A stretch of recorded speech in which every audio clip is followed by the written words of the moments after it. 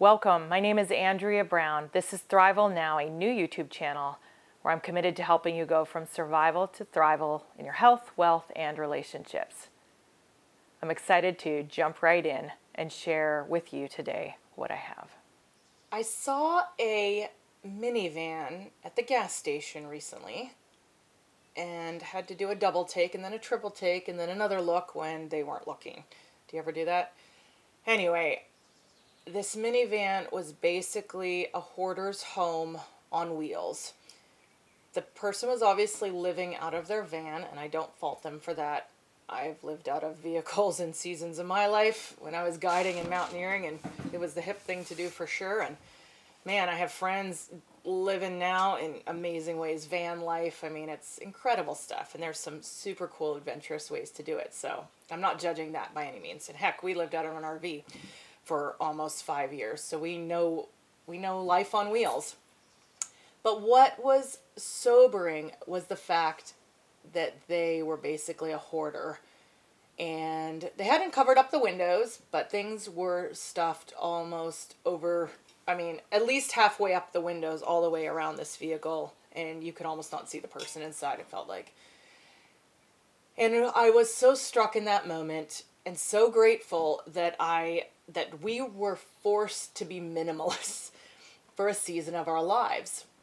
It's an incredible, it was incredibly humbling at times and very difficult, but practicing minimalism was also really freeing. Now, as I've detailed in other stories, we had a fire.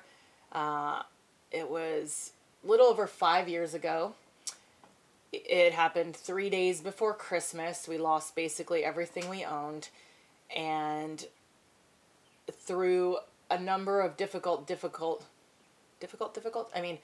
a number of difficult decisions, that's what I'm trying to say, we made the choice to purchase land outside the town we were living at the time and purchase an RV and to live off-grid in our RV.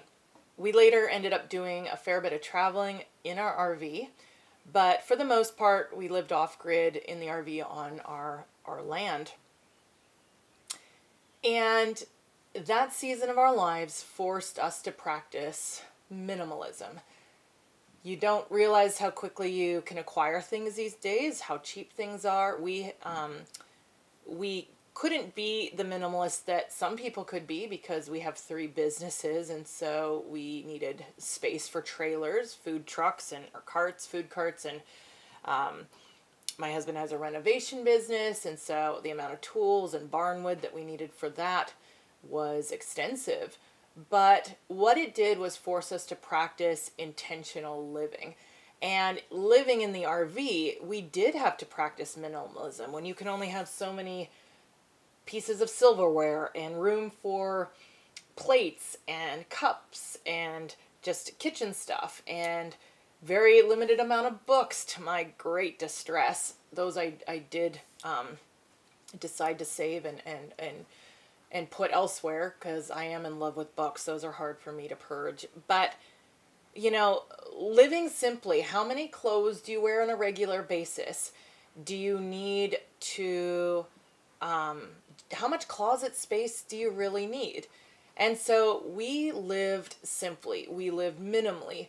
We learned to be intentional, and we did end up having more space than just was in the RV. We actually, as I've shown in other videos, we decided to renovate a cargo container, and we had a little tiny home / guest house / office / studio that was beautiful that my husband created. And we had another small cargo container that we used kind of like a shed and a place to lock our tools and things for our business.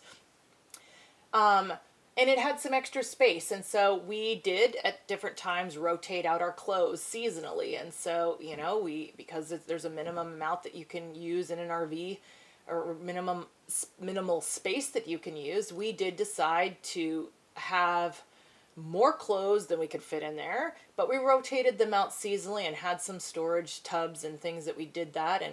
But it really provoked minimalism. What I found was, how easy it is for us to gain weight in America.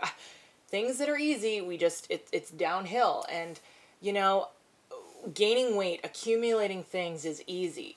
Keeping it off, having the discipline to purge, having the discipline to exercise, that takes work. And I noticed that on a weekly basis, just the amount of things that would come into our home, mail, gifts, things that other people gave to us, things you picked up, things that were free, things that you bought. You know, there was this constant looking around, where are we going to put it? And there was no additional closets. There was no additional space. There wasn't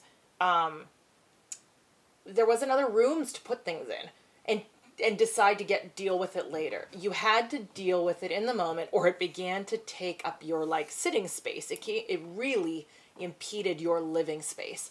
And so the truth is, living in an RV, being forced minimalists, made me particularly, because I cared more, I think, caring for our home in that way. My husband's the cook and the chef and does his part, but I often did the cleanup and organizing and going through kids' clothes and doing homeschool stuff and going through different products. And I found I had to go through it on a weekly basis, and I got annoyed with it. I didn't like it. I didn't like that word, the work. And I often complained, which my husband would probably attest to, more than I should have. But in being in a new season, living in our new home, boy, I'm really aware that we want to continue practicing intentional living.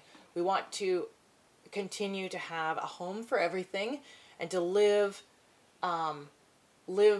beautifully but simply. I don't want sparse walls. I love plants. We could have another 20 of those and be happy with them, we've decided, so we may be getting some more. We love books. There's certain things that bring us joy and are useful and resources and make us money. Books are tools and education for me. And my husband has tools, his tools. We need a certain amount of tools to keep our businesses operating and to be proficient and experts in our field. But we need to practice minimalism on a regular basis if we are going to live simply and beautifully. And so and the reason I say this is because not only is it just hard to look at somebody who's living, hoarding everything, and how dysfunctional it is, but the fact is, it's just noise, it's anxiety.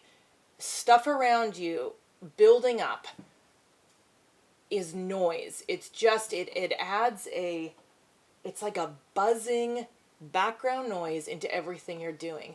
And I learned early on in my life that if my space was not organized and clean, I had a really hard time being creative. I had a really hard time having a clear mind and thinking through those things. And I've probably gotten much better at learning to be creative and functioning in difficult environments, because we can't always wait for the perfect environment. So having that discipline is powerful. But if you can control your environment, if you have the resources and the time and the energy, invest in yourself, get rid of the background noise, and clean up your world. Give things away, throw things away, burn things if you have to, but get rid of the noise so that you can live more simply, more beautifully, and more harmoniously. Because when there's harmony in your world, you're going to find that there's going to begin to be harmony in your finances and relationships and your health, and that you're going to have the time and energy to focus on other things. So if you have been watching this channel for a little while and not sure where to start maybe with a mini habit of just cleaning for 1 minute a day, or throwing processing, or throwing 3 things out a day, or picking up 10 things and putting them away. But find a way to begin to get rid of the noise in your life so that you can start to be more creative, and you have the energy to invest in life in the more meaningful places, the more important things. I'm excited to announce that I will be launching a new women's only entrepreneur mastermind group. If you would like to be on the priority list for registration, then I encourage you to head on over to my website where you can sign up and get on the wait list. I appreciate you so much. I look forward to working with you.